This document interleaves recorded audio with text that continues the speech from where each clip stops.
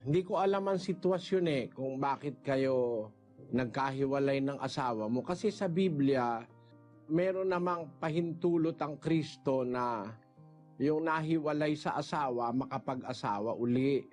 Kumporme sa kondisyon.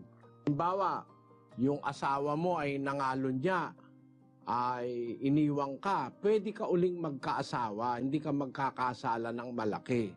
Pero kung halimbawa, hindi naman siya nangalon niya, ikaw ang nag-iwan sa kanya, iniwanan mo siya, tapos saka ka nag-asawa ng iba, kasalanan talaga sa Diyos yun. Basahin natin ang 19:9 ng Mateo, kapatid na Daniel. At sinasabi ko sa inyo, sino bang ihiwalay ang kaniyang asawang babae, liban na kung sa pakikiapid, at mag-asawa sa iba, ay nagkakasala ng pangangalo niya. At ang mag-asawa sa babaeng yaon na hiniwalayan ay nagkakasala ng pangangalo niya.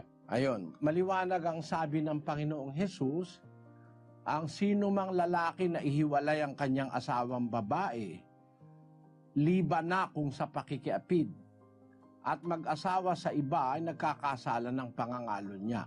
Kaya sinabing liban na kung sa pakikiapid, kung ihiwalay mo man yung asawa mo, dahil nakiapid siya, nag-asawa ka sa iba, hindi ka magkakasala ng pangangalo niya dahil siya may kasalanan Nauna siya sa'yo.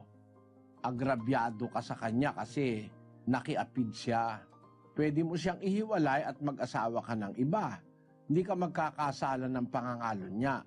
Pero halimbawa, hindi naman nangalo niya yung asawa mo, hindi naman siya nakiapid.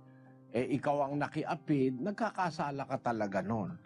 Ngayon, ang masasabi ko sa iyo, kapatid, yung kasalanang nagagawa ng tao labas ng katotohanan, pag hindi mo pa alam yung katotohanan, pinapatawad naman ng Diyos yun. Kaya yung si Maria Magdalena, makasalanan yun pero nang sumunod siya kay Kristo, pinatawad lahat ng kasalanan niya.